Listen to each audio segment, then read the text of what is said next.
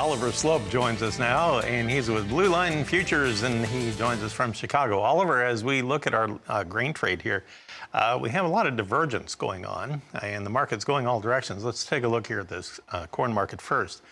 And our quotes provided by bar chart. You know, the corn is kind of hanging right in there with the new crop December now 3 3/4 higher at 549.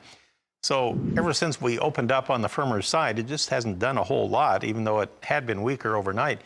Now, on the soybean side, our quotes provided by bar chart show September 9 lower again at 1346.5, and November down 8 now at 1341, now down 8 1/4. So has there been something that changed in the weather outlooks here in the last few minutes that caused soybeans to soften up a little more again after a decent open this morning, or not?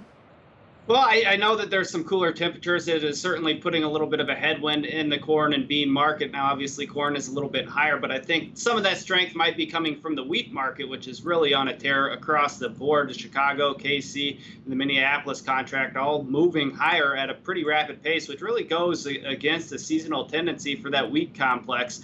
And the technicals are really continuing to shape up pretty darn friendly for that wheat contract. And if we get a strong close today, we could potentially revisit those old contract highs. And for December Chicago wheat, that comes in at about 770.5. Now, as far as the corn and beans go, a little bit different of a story. We've been coiling, or basically seeing the daily trading ranges shrivel up, and almost like a compressed spring. It feels like it's ready for that bigger directional move, whether it be to the upside or to the downside. And a lot of that is obviously going to be hinging on what the weather looks like here in the next week or two to give us that bigger directional move. We're also treading right here around the 100-day moving average for corn and beans. For corn, that comes in at 539.5. Just below that, 532.25 is a July 26th low. That's a must-hold area for the bulls. A break and close below there could spur some long liquidation from the funds. And as of Friday's Commitment of Traders report, they're still long about 226,000 contracts.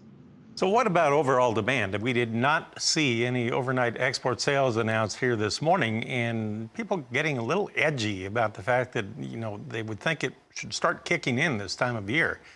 Haven't heard too much. What does that mean?